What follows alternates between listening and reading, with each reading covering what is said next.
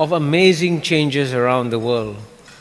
And as a result of that, all of us, I think, have an obligation to try and keep up with what's happening and suggest how we adapt to it. And that's the goal of my remarks today. And the point that we have to acknowledge at the very beginning is that we are in 2025 celebrating the 80th anniversary since the end of World War II in 1945.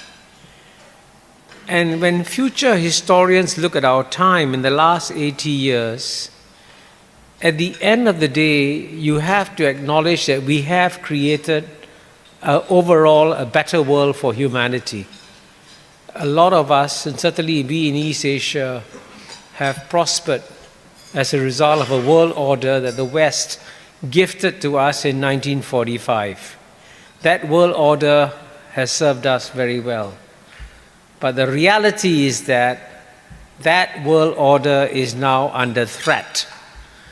And what I hope to do is to explain to you where the threat comes from and what we need to do about it. And I'll try to divide my remarks into three parts.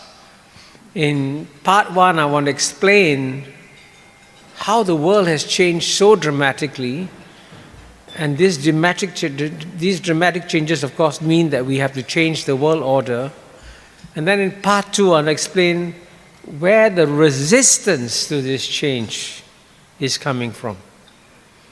And then in part three, hopefully suggest why it would be wiser for those who are resisting this change to avoid doing so. So let me begin with part one and to talk just to illustrate to you with a few statistics of how much the world has changed fundamentally, especially in terms of the shift of power, as Cheng was saying in his remarks earlier, the shift of power from the West to the East.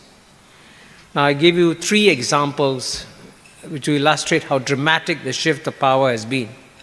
First, I'll compare the European Union with China. In 1980, 45 years ago, the combined economy of the EU was 10 times larger than China. 10 times. Today, EU and China are about the same size. By 2050, EU will be half the size of China. I want to emphasize one point. This kind of massive structural shift in one human lifetime of 70 years, where the European Union goes from being 10 times larger to becoming half the size in 70 years, these kinds of structural shifts don't happen very often. And because they are happening now, the pressure for change becomes very real. But let me give you two other examples. The second one, I'll compare the United Kingdom and India. And this is a good comparison to make. Just remember, 100 years ago, quite remarkably, 100 years ago, 100,000 Englishmen could effortlessly rule over 300 million Indians. I mean, looking back now, it's quite stunning that that happened.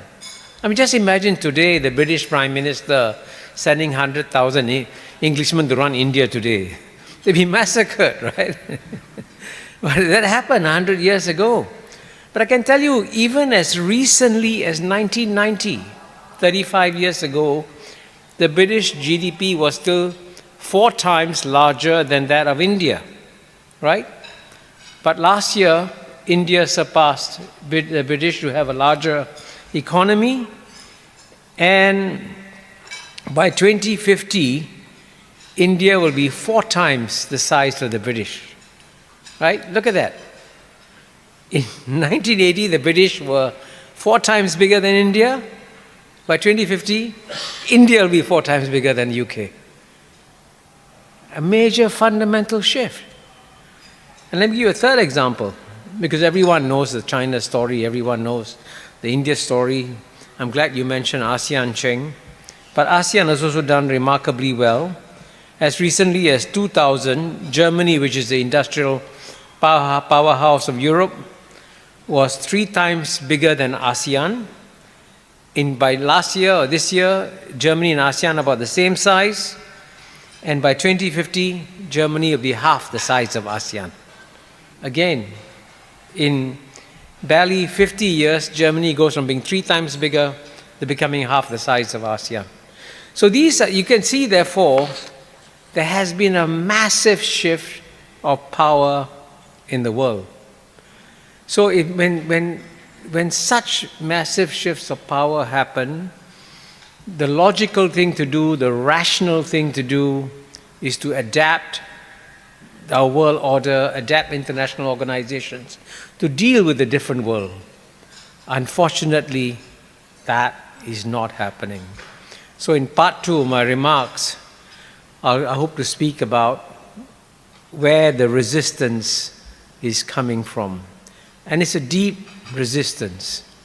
Now, I'm going to speak about the West, broadly speaking, but you'll be surprised that I'm going to give a bit more emphasis on the European Union rather than the United States, because overall, one of the remarkable things about the United States is that it has basically kept the size of its GNP in the world relatively constant, which is, I must say, quite an amazing achievement by the United States. Around 2000, it was 25% of the world's GNP. Today, it's still around 25% of the world's GDP. So the United States has been changing, adapting, growing in its own, as you know, unusual ways.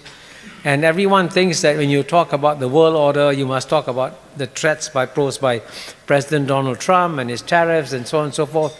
And of course, all those things are disrupting the world. But at the end of the day, it's the structural adjustments that have to be made that are more important than the temporary tariffs that you see problem.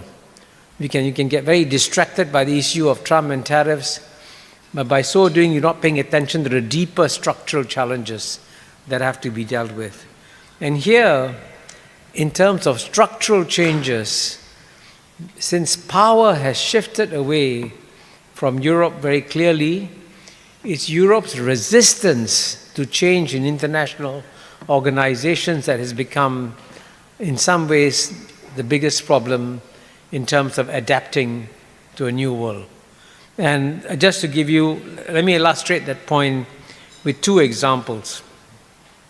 The first is, of course, in theory, the world's most powerful international economic organization, which is the IMF. And it's interesting that if you go to the IMF website, and my research assistants found this, and this is what the IMF website says. In the IMF's own fact sheet on how it makes decisions, it claims that, quote, voting power and decision-making at the IMF reflect its member countries' relative economic position. Let me repeat that. This is what the IMF says. Voting power and decision-making at the IMF reflect its member countries' relative economic position. And then it goes on to say the IMF works to ensure that its governance structure keeps pace with changes in the world economy, including the larger role that emerging market and developing countries now have, unquote. So it's very clear that the IMF honestly admits that voting structure must reflect the new economic balance of power in the world. Now, I already told you that the EU and China's share today of global GNP is about the same, at 17%. And therefore, the IMF voting share of the EU should be 17%, and the IMF voting share of China should be 17%. Guess what the numbers are? The Europe share of IMF voting structure is 26% instead of 17%, and China's share is 6% instead of 17%. So even though the IMF website says clearly voting shares reflect a country's share of global economic power, that's not shown. And the reason why the change doesn't happen is because the European countries have done a brilliant job of fighting this incredible resistance, creating this incredible resistance to change in very artful little ways of ensuring that the voting shares don't keep up with the new order. And so that's one example of resistance to change. Now, if the IMF is the, incidentally, I'm not the only person who says this. I came across a quote recently by a Brazilian economist, Paulo Batista Jr., who's, by the way, a former executive director at the IMF. And in a recent report, he said, quote, "European resistance to reform is a long-standing, intractable problem at the root of a large part of the IMF's increasingly legitimacy problems. Europe makes at most partial or even only verbal concessions on these matters." So this European resistance to change has been noted and documented by lots of other people too. Now the second example I was going to give, if the IMF is the most powerful international economic organization, the most powerful international political organization by far is the UN Security Council. The UN Security Council is the only international body that has the power to make decisions that are binding and mandatory on all member states of the UN. So in a sense, that's where the real power is. And for those of you who have been familiar with my writings on the UN, you know that I've also discussed the UN Security Council at great length. And in theory, the UN Security Council has got 15 members, the 5 permanent member states, P5 of US, Russia, China, UK, France, and the 10 other elected members. But I can tell you that after Singapore spent 2 years in the UN Security Council, and I was the Singapore ambassador to the UN, when I left the UN Security Council, I came to the conclusion that the UN Security Council has got 5 members and 10 observers. And the 10 observers were treated, and by the way, one of the French ambassadors was very honest about it.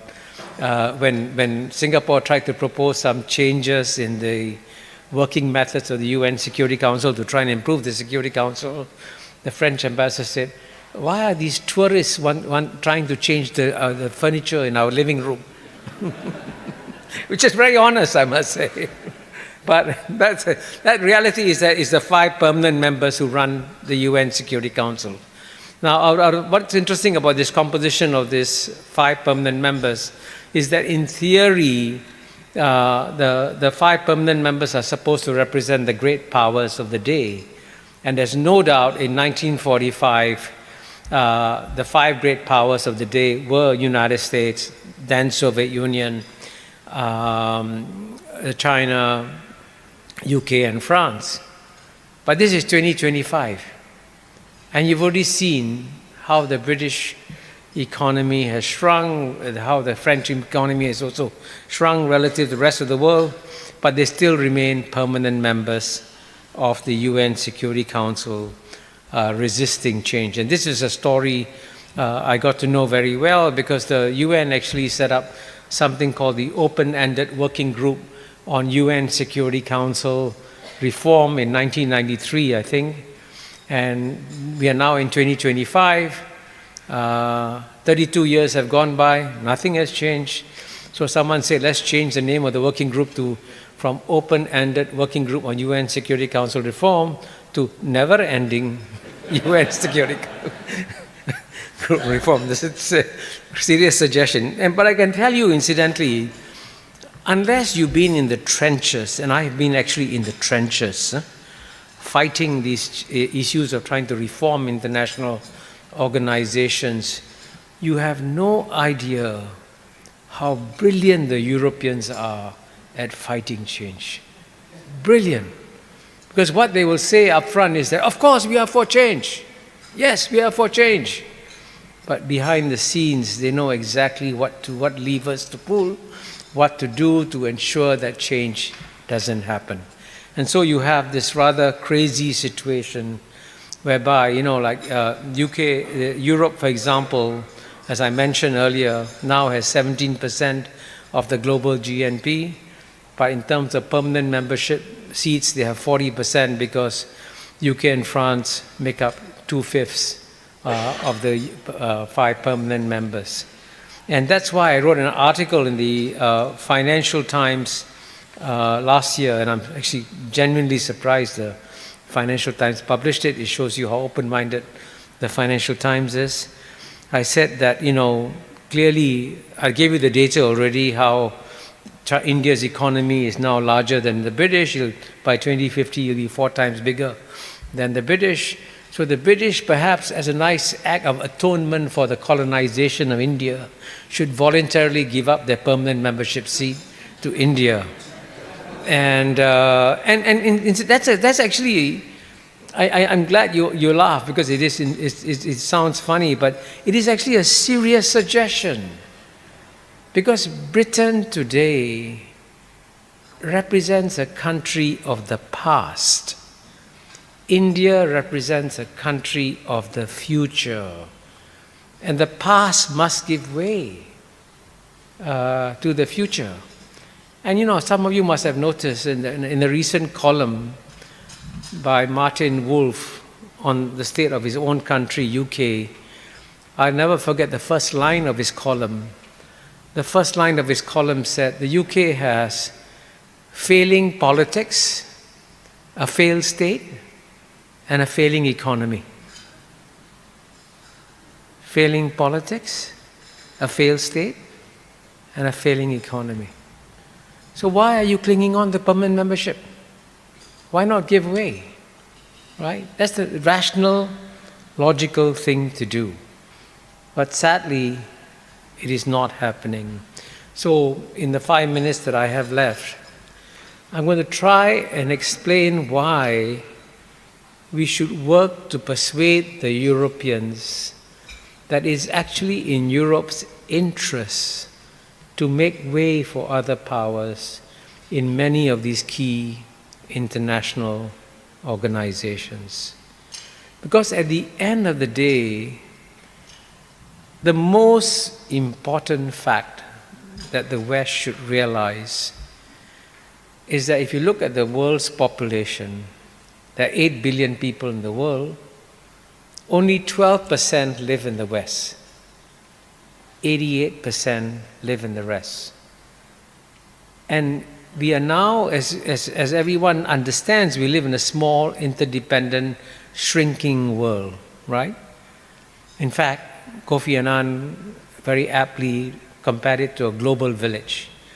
Now, if you are living in a small, densely interconnected global village, and you're 12% of the population, it's in your interest as a minority to ensure that the village is well run, is stable, and not chaotic, right?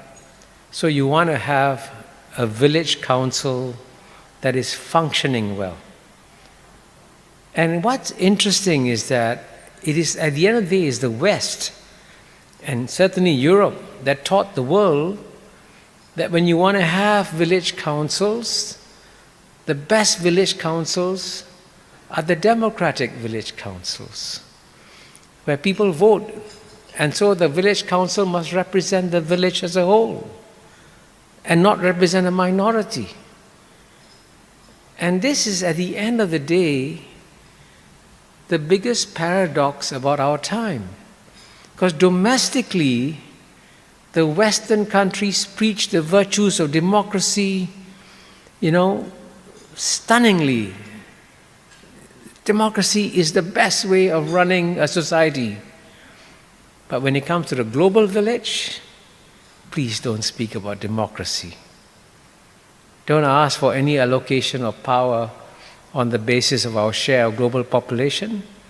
We want to keep our privileged seats. And that's, you can see that contradiction there very clearly. And that contradiction also means that they're laying the seeds for trouble that is coming. Because if the Global Village Council, at the end of the day, doesn't represent the views of the majority of the population of the world, they can become irrelevant. And so I've always said, having served on the UN Security Council, that the UN Security Council is going to face a major dilemma. And the dilemma is quite simple. You can keep your composition with British and French as permanent members, and you lose your credibility. But if you want to keep your credibility, then you've got to change your composition. That's the dilemma. And the obvious solution is the credibility of the UN Security Council is much more important than its composition. So bring in the new powers, and certainly bring in the powers that are rising. So I hope that as a result of our discussion today, we can work together and try to persuade the West that the world has changed. Let us all adapt to this change. Thank you very much. So thank you, Kishore, for the wonderful talk. And normally as a commentator, or I'm supposed to disagree, but frankly I don't disagree with anything you say. So let me push it in a few directions. First of all, here in Hong Kong, we strongly value the freedom of speech, but I'm going to ask for one tiny little constraint, because as you know, my home country is Canada, and we've been subject to unprovoked bullying by a large neighbor to the south. So please don't mention the name of that political leader, otherwise I might have a panic attack. So that's the one constraint, and I'm glad you didn't mention it just now. So other than that, feel free to say anything. The first, if the Security Council is so difficult to reform, what about alternative international organizations? Maybe that's where there's more promise. Could you, do you have any ideas about that? Is it BRICS or which would it be? If the sounds like the Security Council really is almost impossible to reform. Even today, frankly, like there's no political representatives from Europe, or from North America. So they're not really open to this sort of suggestion, it seems to me. So maybe we need to look outside that and think of alternative organizations. Could you, any ideas about that? Well, you're absolutely right. By the way, I'm glad you mentioned you're from Canada. I should add I'm an honorary Canadian since I got my master's degree from Dalhousie, and I also spent 10 years serving as a non-resident High Commissioner of Singapore to Canada. So I've discovered, by the way, that I'm sure many of you know that Canada is one of the nicest countries in the world, and suddenly Canada discovers that being nice to your neighbor for 50, 60 years means nothing. And in some ways, I'm glad you raised that issue, because there's one point I didn't emphasize at the beginning of my remarks, which is that geopolitics is the most cruel game in the world. And we are today, in terms of geopolitical shifts of power, experiencing far more geopolitical shifts of power, and I give you some example, than any other time. And it's very important, therefore, for countries, even nice countries like Canada, have got to understand that being nice is not enough. That you've got to learn to be very geopolitically shrewd and cunning and Machiavellian if you're going to survive in this world. And I would say in terms of our world order, you're absolutely right. It is very difficult to adapt the established top-level institutions, UN, IMF, and so on and so forth. There are other institutions that are rising in an ad hoc fashion. And clearly among these organizations, some are sunrise and some are sunset. So I give you the obvious example. until recently, one of the most powerful organizations was the G7 countries, right? It was the United States and 6 other European members plus the European Union. And at one time, when the leaders met, all the G7 leaders looked equally strong.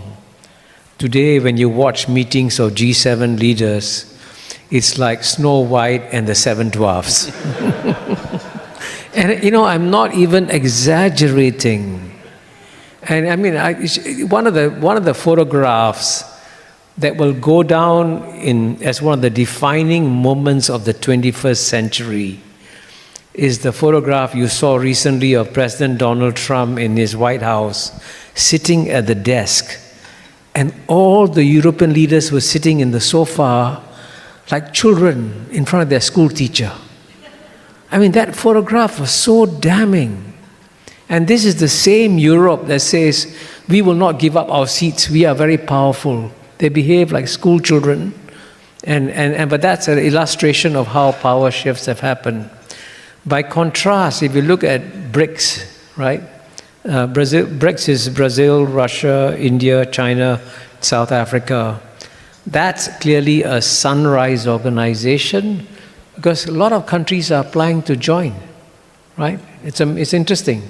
No one is applying to join the G7, but it BRICS, everyone is rising. But that's an example of how power is also shifting.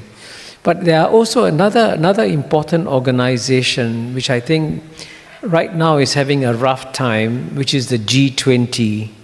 The G20 at the end of the day will become more significant in the decades to come. And the G20, as you know, was formed as a result of a global financial crisis. And initially, only the finance ministers used to meet.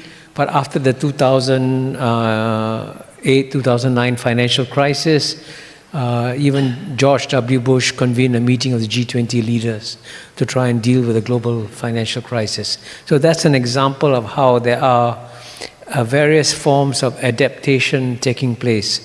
But these forms of adaptation are not enough. So it's important, therefore, for especially the Asian countries to work harder to say that their voice must be represented much more strongly. Okay, great. One question, the 2 huge powers that could pose an alternative to a kind of West-centric order, obviously are China and India. And you know both countries very well, and you're sympathetic to both, which is kind of rare. And the ties seem to be improving now.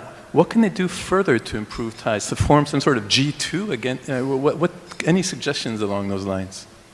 Well, I mean, the China-India relationship, I think you should all know, is very complicated.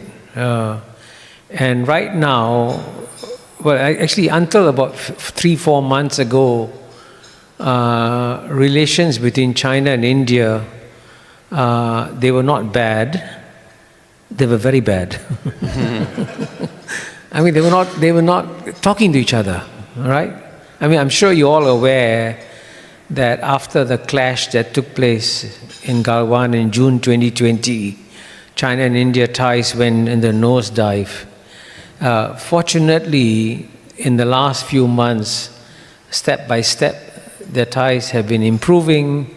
And I think it's likely that Prime Minister Modi is going to go to China for the Shanghai Cooperation Organization meeting, I think, at the end of this month. And that's a big deal. It's a really big deal that the Prime Minister of India is going back to China.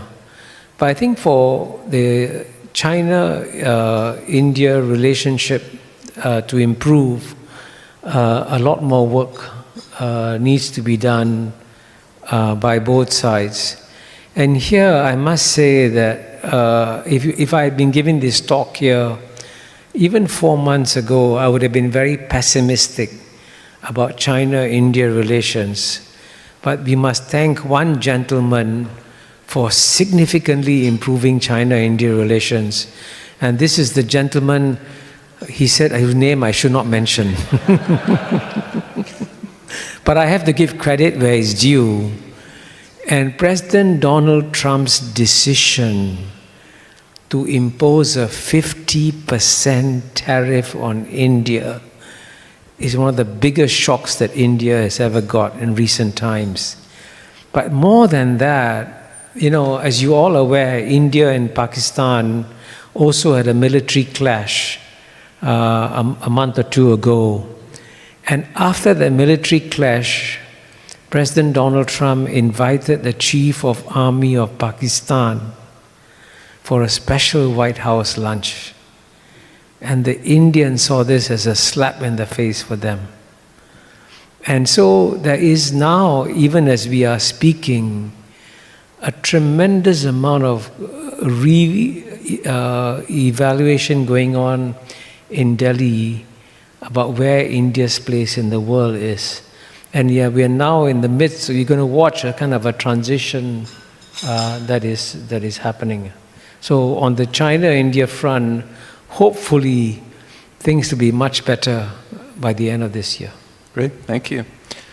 So a few more minutes left, and then we open it to Q&A. So thank you. Maybe just one last question since we're running out of time. Who is your favorite political leader, first among the dead and second among the living? Well, among the dead is easier for me. It's certainly Lee Kuan Yew. And see, because I had an opportunity, one of the greatest privileges of my life is that I've shaken hands with world leaders, dozens of them. And none of the ones I met actually were as politically shrewd, frankly, as politically cunning as Lee Kuan Yew was. And I tell you, I was in 1999, I was in a room like this, small room, but all CEOs and people like George H.W. Bush was there, Henry Kissinger was there, Zbigniew Brzezinski was there, Sam Huntington was there, really formidable meeting. And at that meeting, there was David Frost interviewing George H.W. Bush. And David Frost asked George H.W. Bush, you met so many world leaders. Who's the one world leader who impressed you the most? Within a split second, George H.W. Bush said, Lee Kuan Yew. So, that shows you that among he was an amazing figure for a leader of a very small country. His influence was outsized, okay? So that among the living is a very difficult question. We have time.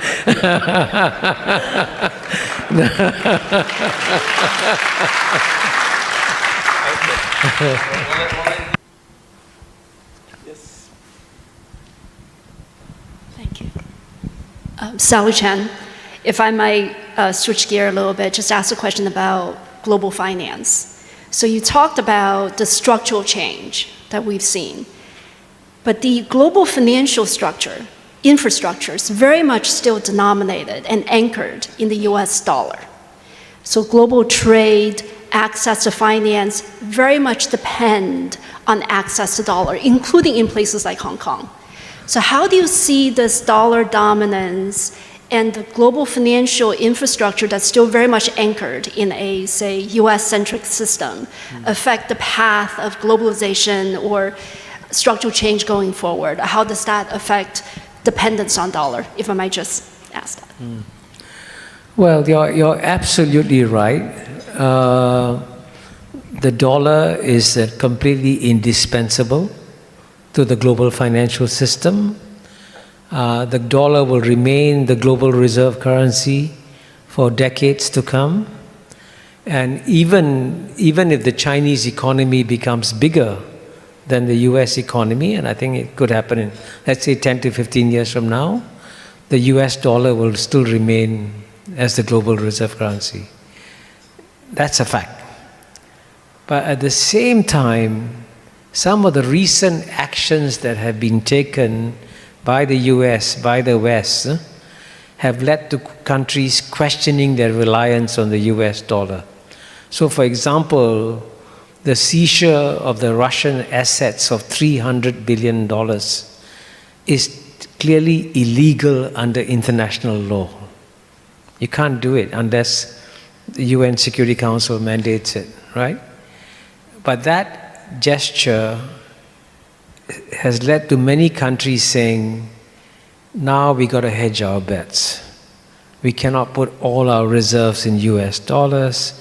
So there's a progressive, very slow process of moving away from the US dollar in many years. And the other danger that the US dollar faces is that right now, for example, when China exports cars to Argentina, it gets paid with dollars. Argentina exports beef to China, it gets paid with US dollars.